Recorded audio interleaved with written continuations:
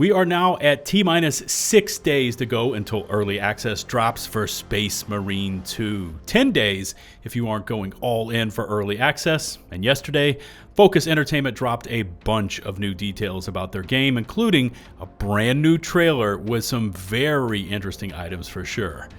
Welcome to the channel. This is 𝗠𝗜𝗦𝗦𝗘𝗗, and I'm really excited to be bringing my first Warhammer video to the channel and expect this to be a regular staple from today forward.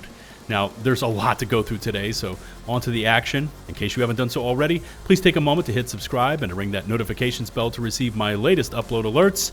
And let's check out all the latest from Space Marine 2.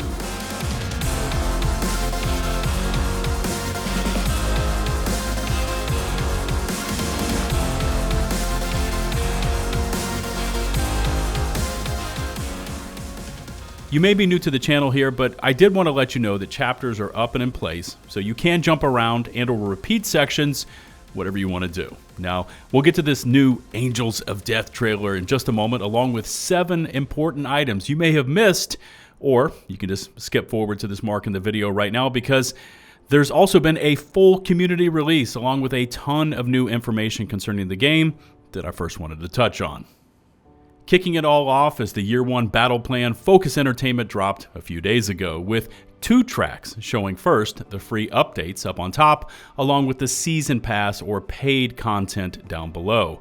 Now 2024 sees improvements and additions like private PvE lobbies, lethal difficulty, along with the Dark Angels cosmetics available through that paid Season Pass. 2024 will usher in even more cosmetics in the Season Pass, as well as new PvE missions, new enemies, and a Battle Barge expansion. And unfortunately, you're going to have to wait until Season 4 before getting your first taste of Horde mode, as it makes a return from the original game. And hopefully, it will feature the ability to play solo and tackle many of the class and balance issues seen in its first iteration.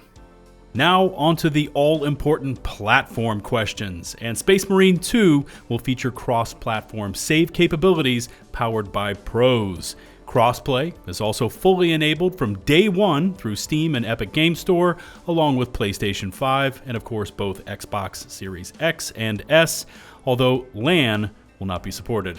Campaign and PvE modes can be played without restrictions with friends on whatever platform, but for the PvP Eternal War mode, the player base will be split up into PC and console-only lobbies. Crossplay functionality can also be completely disabled. The team at Focus also drove into the specifics of class allowances for both PvE and Operations mode and PvP Eternal War mode. Now for Operations, expect to equip only 1 Space Marine from each class, while Eternal War will allow up to 2 from the same class per team, and worth mentioning here is that PvP is 6v6. And of course, friendly fire is not a factor in any of the modes, so that's Campaign, Operations, or Eternal War.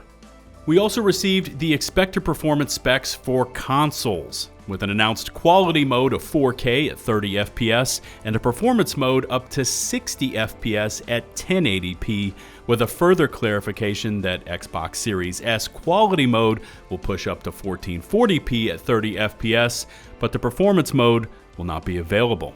Haptic feedback will also not be available at launch for DualSense controllers, but on the graphics side, DLSS 2, FSR 2 will be.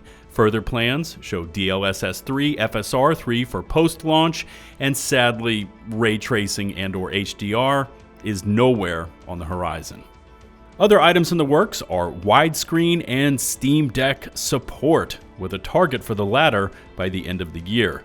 Now, 2 confirmed items are the use of Easy Anti-Cheat for PC and the fact that the game will be available on day 1 on GeForce Now.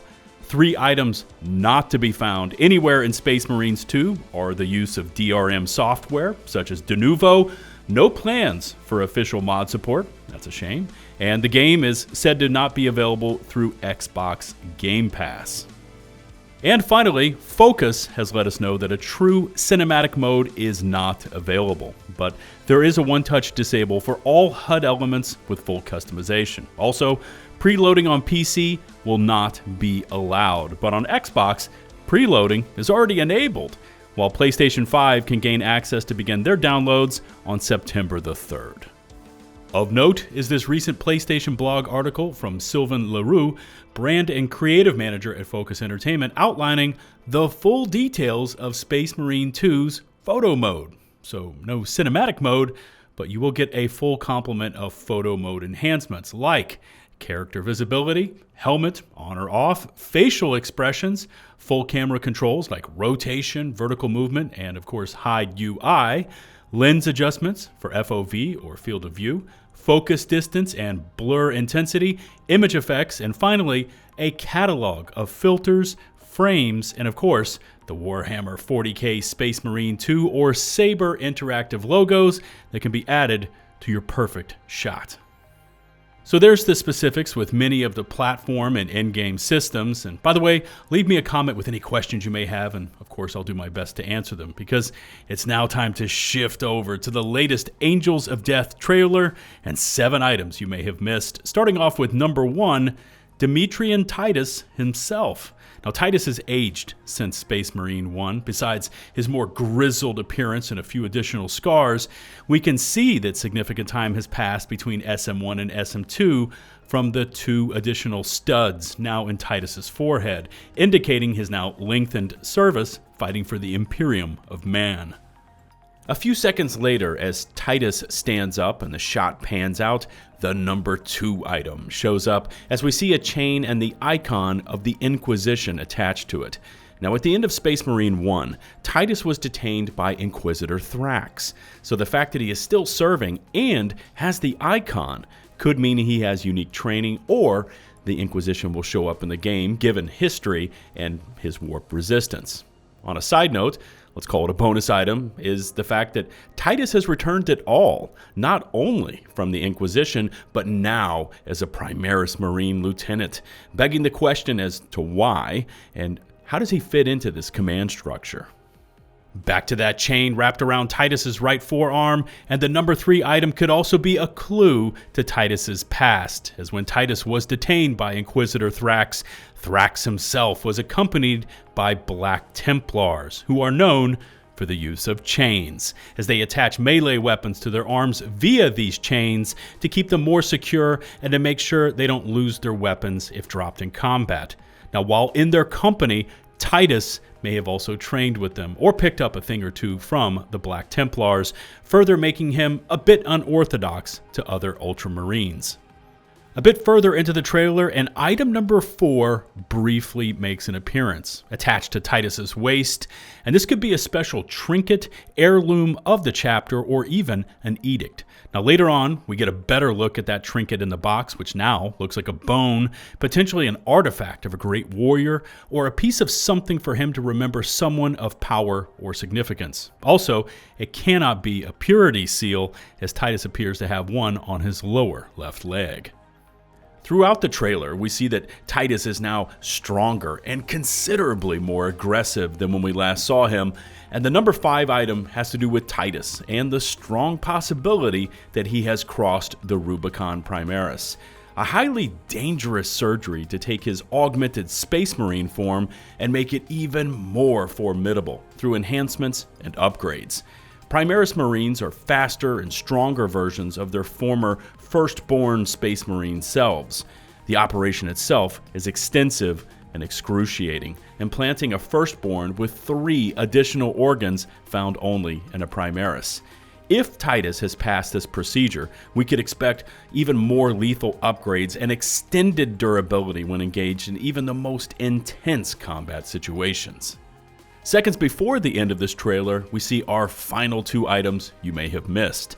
Number 6 is the appearance of this enemy commander, which is more than likely a Chaos Sorcerer of the Thousand Suns Legion, fully surrounded by your number 7 and final item, Zongors, mutant shock troopers, beastmen that are part of the greater forces of the Chaos God, Tzeentch.